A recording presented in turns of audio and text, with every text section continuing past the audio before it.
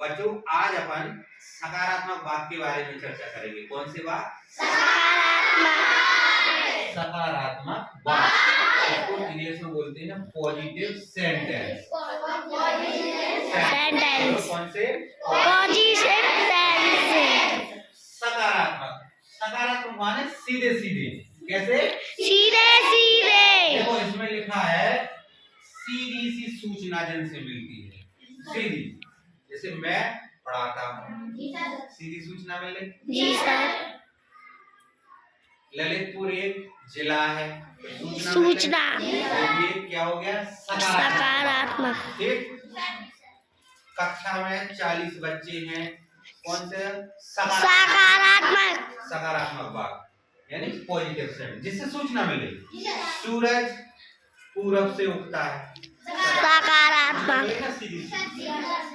आज ठंड बहुत ज्यादा है, सकारात्मक सूचना। यानी इंग्लिश में कहेंगे ये सब पॉजिटिव सेंटेंस, सीधी सी सूचना मिल रही।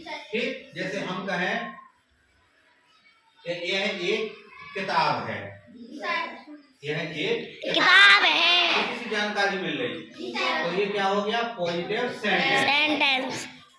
ये चौक है, ठीक, सीधी सी सूचना मिल रही। जी सर। ये ब्लैक बोर्ड है, सीधी सूचना। ठीक। जी सर। तो जिन वाक्यों से हमें सीधी सीधी सूचना मिलती है वे हमारे पॉजिटिव सेंटेंस कहलाते हैं। बोलते हैं सकारात्मक वाक्य।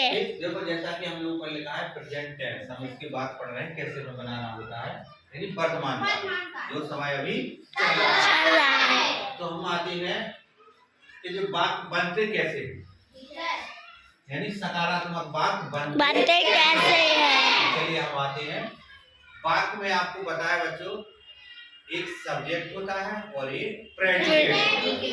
सब्जेक्ट को हिंदी में विषय बोलते हैं और प्रेडिकेट को विधेय बोलते हैं। ठीक, जैसे हमने लिखा राम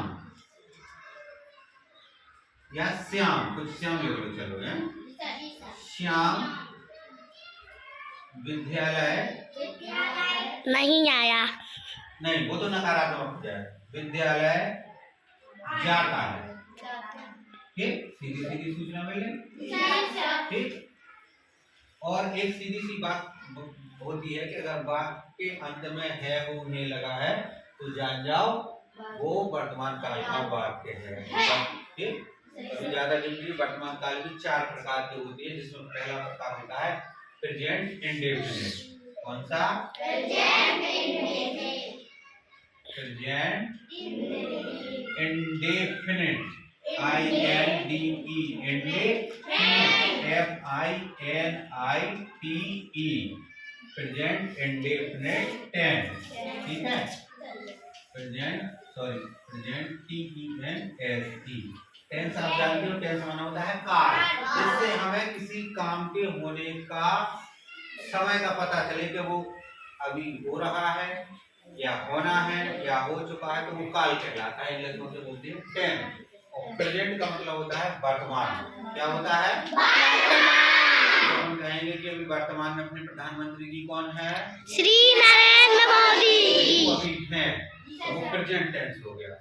और प्रेजेंट टेंस के होते हैं 4 भाग, जैसे 4 दिशाएं होती ना, पूर्व पश्चिम उत्तर दक्षिण, ऐसे टेंस के भी 4 भाग होते हैं ये प्रेजेंट टेंस के। इसमें पहला है प्रेजेंट इंडेफिनिट टेंस, उसका नाम है प्रेजेंट इंडेफिनिट टेंस। ठीक बेटा, इसमें इसके हम सकारात्मक वाक्य पढ़ेंगे। सकारात्मक आप जानते हो, जिनसे क्यों सकती, जिनसे सीधी सीधी सूचना मिलती है। ठीक है, जैसे इसमें लिखा श्याम विद्यालय जाता है। ठीक, जैसे हमें सूचना मिले कि हाँ वो पढ़ने जाता है, लेकिन कोई फिक्स नहीं दिया तो वो कब जाता है, अनिश्चित है कि समय जाता है, कब जाता है, सोमवार को जाता है, मंगल को जाता है, बुध को जाता है, कोई क्लियर नहीं। 7 बजे जाता है, 8 बजे जाता है, कोई निश्चित समय नहीं है, इसलिए इसको हिंदी में अनिश्चित वर्तमान काल भी बोलते हैं। इसी को अनिश्चित वर्तमान काल। इंडेफिनिट माने अनिश्चित, है ना। प्रेजेंट माने वर्तमान और टेंस मतलब काल। अनिश्चित वर्तमान काल यानी कि किसका भाग है ये? वर्तमान काल टेंस का एक पहला प्रकार है। ठीक, हमने आपको बताया कि जब भी अपन कोई सकारात्मक वाक्य बनाते हैं तो सबसे पहले लिखा जाएगा सब्जेक्ट, यानी जो उस वाक्य में जो मुख्य काम करता है, जो काम कर रहा है, इसको कर्ता भी कहते हैं और विषय भी बोलते हैं। फिर उसके बाद लिखी जाएगी क्रिया। सब्जेक्ट के बाद क्या लिखी जाएगी? वर्ब यानी क्रिया।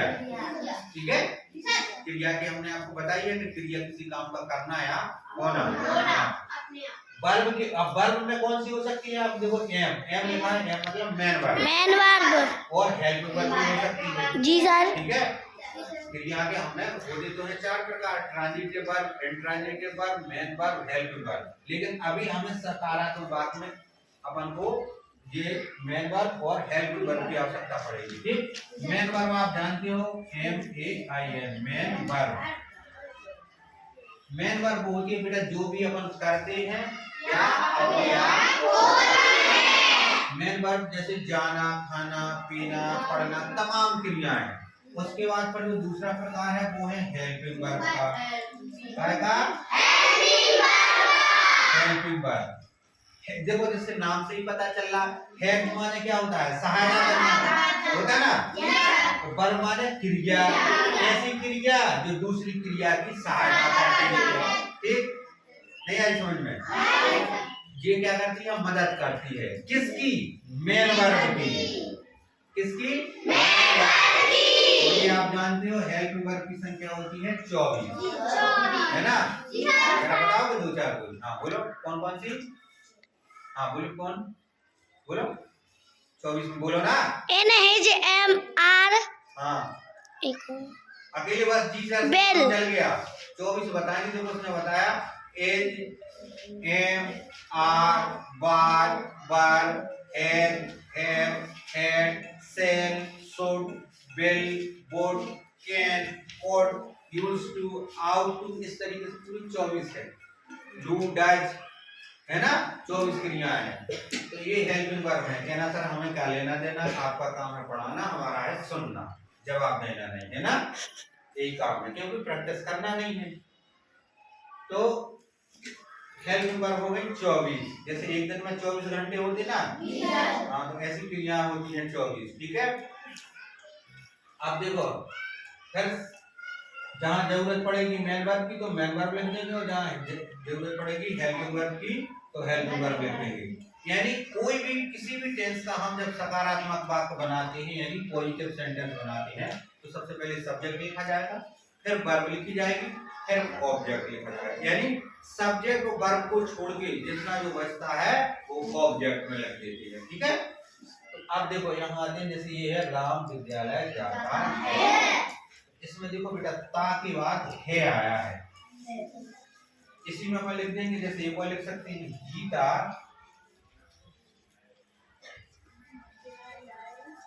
विद्यालय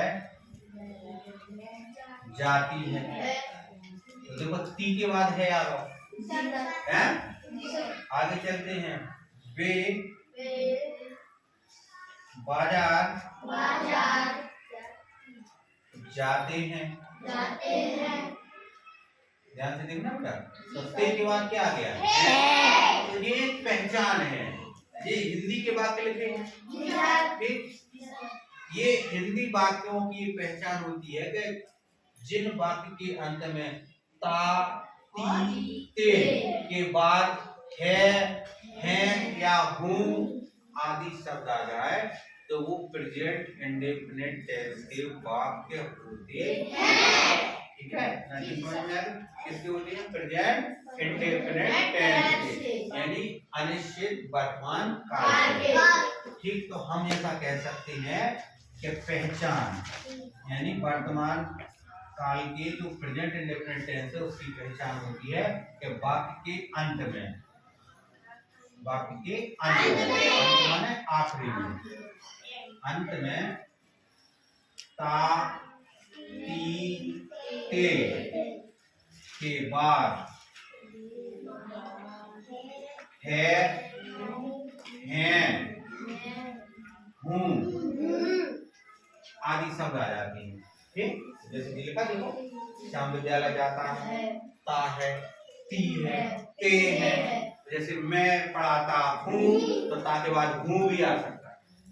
तो ये होती है प्रेजेंट इंडेफिनिट टेंस के वाक्यों की पहचान। पहचानेंगे कैसे, ठीक है? पहचान आ गई? अब विज्ञापन चलते हैं इनकी अंग्रेजी कैसे बनाएं। ठीक है, अंग्रेजी कैसे बनाएं? देखो जैसे ये, चलो इस वाक्य की हम बनाते हैं। श्याम विद्यालय जाता है, ध्यान से सुनना। तो इसमें देखो सब्जेक्ट क्या है? श्याम। अपन पता कैसे लगाएंगे कि इसमें सब्जेक्ट क्या है? हु लगा। हिंदी में कह लो कौन। अपन इससे वाक्य जो लिखा है उससे पूछो, कौन विद्यालय जाता है? श्याम। कौन आ रहा? श्याम। तो कौन लगा के पूछ लो तो पता चल जाएगा कि सब्जेक्ट क्या है। तो कौन विद्यालय जाता है? श्याम। तो इसमें सब्जेक्ट क्या हो गया? श्याम। सबसे पहले क्या लिखा जाता है? सब्जेक्ट। सब्जेक्ट हो गया बेटा इसमें श्याम। S H, चलो Y-A-M, श्याम। ठीक, अब क्या लिखना है? वर्ब। क्योंकि इसकी इंग्लिश बना रहे हैं, अनुवाद कर रहे हैं। वर्ब माने क्रिया। अब इस बात में क्रिया क्या है? विद्यालय। विद्यालय नहीं, क्रिया जाता। इसमें काम कौन सा हो रहा है? जाने का। जाना। ठीक है, थोड़ा सोच के बोलना है। विद्यालय, तो विद्यालय में क्रिया क्या होती है? किसी चीज का करना या किसी चीज का होना क्रिया कहलाती है। करना या होना। इसमें क्या हो रहा है? जाने का हो रहा है ना। तो इसमें अपनी क्रिया क्या हो गई? जाना। जाता या जाना। तो जाना को इंग्लिश में क्या कहते हैं? गो। बोलते? चलो साहब लिख दिया गो। ठीक, अब ना, अब कहाँ जा रहा है? विद्यालय। अब बचा लिखा, क्या बचा? देखो कर्ता हो गई, क्रिया हो गई, अब जो चीज बचा वो होगा हमारा ऑब्जेक्ट। तो ऑब्जेक्ट क्या हो गया? विद्यालय।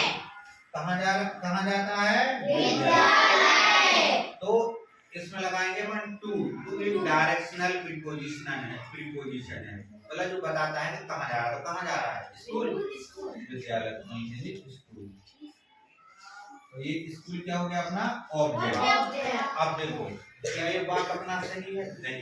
नहीं सर, के हिसाब से तो सही है, लेकिन सबके अपने अपने नियम कायदे कानून रहते हैं।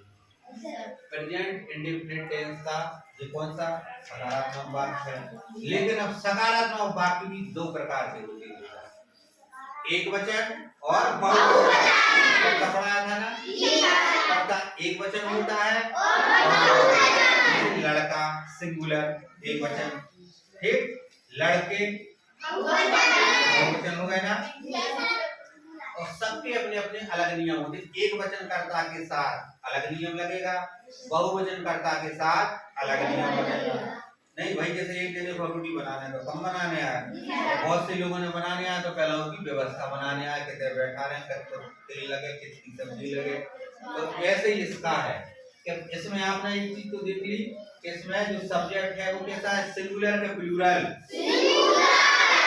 एक वचन है, क्योंकि श्याम है अकेला है। हाँ, तो अब इसका जो नियम बोलता है बच्चों कि अगर वाक्य प्रेजेंट इंडेफिनिट टेंस का है तो वाक्य कैसा है? सकारात्मक है। सकारात्मक अपन पढ़ ही रहे, यानी उसमें सीधी सीधी सूचना मिल रही है।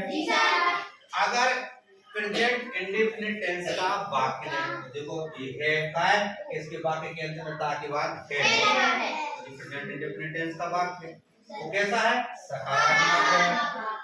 और सब्जेक्ट कैसा है? सिंगुलर।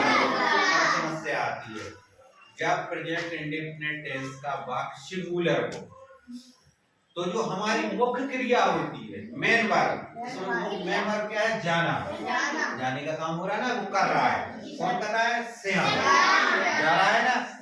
तो मुख्य जो क्रिया होती है प्रेजेंट इंडेफिनिट टेंस के, सकारात्मक जो वाक्य होता है, क्रिया में हम एस या ES लगा देते हैं। ठीक बेटा, अब चूंकि आप कहोगे सर ES और S कहाँ लगेगा?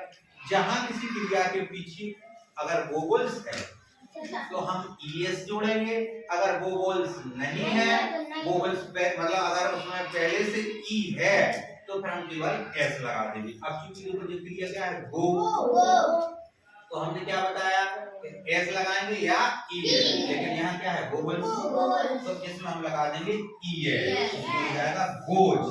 इसको पढ़ेंगे अपन गोज। क्या पढ़ेंगे बेटा? Shyam goes to school. आखिरी में क्या लगाना है? Full stop. यहाँ हम इसको फुल स्टॉप लगा देंगे तो ये हमारा वाक्य बन के तैयार हो गया। तो प्रेजेंट इंडेफिनिट टेंस में हम देखो एक वाक्य दूसरा देखते हैं। गीता विद्यालय जाती। इसमें सब्जेक्ट क्या है? गीता। क्रिया वही से क्या है? जाती। तो गीता सबसे पहले क्या लिखेंगे? सब्जेक्ट गीता। अब जाना क्या है? गो। अब देखो सॉरी गीता क्या है? सिंगुलर क्या प्लूरल? सिंगुलर। वाक्य कैसा है? सकारात्मक। जब सिंगुलर हो तो क्रिया में एस या एस लगाएंगे, क्योंकि ये तात्विक वाले सबके नियम अलग हैं। ये हो जाएगा गोज। कहाँ है? इसमें पहले से वो है। अब कहाँ जा रही है? टू। कहाँ जा रही है? स्कूल जा रही है। बहुत अच्छी बात है, पढ़ने जा रही है। आखिरी में लगा देंगे फुल स्टॉप। ठीक, तो एक नियम आपको समझ में आ गया? कर्ता एक वचन है और वाक्य प्रेजेंट इंडेफिनिट टेंस का है, तो सब्जेक्ट के बाद क्रिया में एस या ईएस लगेगा, ये ध्यान रखना है। अब इसका उल्टा समझो, अगर सब्जेक्ट प्लूरल है तो क्रिया में एस या ईएस नहीं लगाएंगे, क्रिया की केवल फर्स्ट फॉर्म लिख देंगे। सीधी सी बात, आगे समझ में? अब देखो जैसे बे को क्या बोलते हैं अपन? दे माने बे होता, बे बजा जाते। बे क्या होगा? प्रोनाउन। बहुत से लोग हैं उनकी बे, उनके नाम की जगह कह दिया बे। आप देखो इसमें भी क्रिया क्या है? जाना। अब जहाँ बताओ इसमें एस या एस लगाएंगे क्या नहीं लगाएंगे? लगाएंगे। कुछ बच्चे कह रहे लगाएंगे, कुछ कह रहे नहीं लगाएंगे। इसमें नहीं लगाएंगे क्योंकि ये प्लूरल है।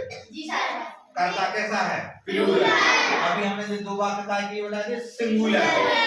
इसमें देखो श्याम एक वचन है, गीता भी एक वचन है। अब दे यानी बे 10 हो सकता, 20 हो सकता, 5 हो सकता। तो यहाँ ये सब्जेक्ट कैसा है? प्लूरल। प्लूरल अगर सब्जेक्ट है यानी कर्ता बहुवचन है और वाक्य का तो है प्रेजेंट इंडेफिनिट टेंस का है, तो क्रिया की हम केवल फर्स्ट फॉर्म ही लगाएंगे। ठीक है? तो दे गो, अब कहते जा रहा है साहब जी बाजार।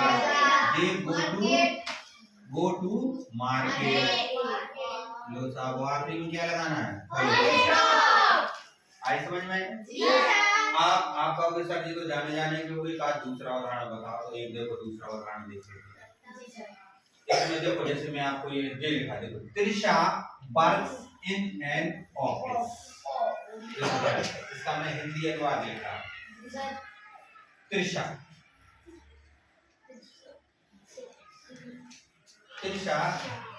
एक कार्यालय में जाती है नहीं काम करती है। अभी वो देखो इंग्लिश में लिखा है इसलिए आपको स्पष्ट नहीं हो रहा। आप देखो टी के बाद है आतीते, तो जो प्रेजेंट इंडेफिनिट टेंस का वाक्य हो गया। ठीक, प्रेजेंट इंडेफिनिट का। अब अपन को प्रेजेंट इंडेफिनिट टेंस का कौन सा वाक्य पढ़ रहे हैं? सकारात्मक। सीधा का आपको ध्यान है, सर ने बताया था सबसे पहले सब्जेक्ट लिखा जाता है, फिर वर्ब लिखी जाती है और फिर आखिरी में ऑब्जेक्ट लिखा जाता है। अब इसमें देखो सब्जेक्ट क्या है? त्रिशा। त्रिशा कैसी है? सिंगुलर का प्लूरल? सिंगुलर है ना? प्लूरल एक वचन है। एक वचन में हमने क्या बताया था? क्रिया में एस या ईएस लग जाता है। इसमें क्रिया क्या है? देखो ऑफिस में काम करना है ना, इसको क्या बोलेंगे? वर्क। अब देखो त्रिशा वर्क्स, एस लग गया है ना? ठीक, कहाँ? ऑफिस में। इन माने में, एक ऑफिस यानी कार्यालय। एक तो यहाँ देखो त्रिशा एक कार्यालय में मैं कहाँ चला गया? मैं काम करती है। आगे समझ में? तो जो भी प्रेजेंट इंडेफिनिट टेंस के बाद होंगे अगर वो सकारात्मक है, ध्यान से पहले तो हमें लिखना है कि बात सकारात्मक है कि नहीं। सकारात्मक है, प्रेजेंट इंडेफिनिट का है, अगर एक वचन करता है तो क्रिया में हम लगाएंगे एस या ईएल। अगर कर्ता हमारा बहुवचन है तो क्रिया के हम केवल फर्स्ट फॉर्म लिखेंगे और हम इस तरीके से सकारात्मक की अंग्रेजी बना लेंगे। आगे आपको समझ में आया? ठीक है, धन्यवाद।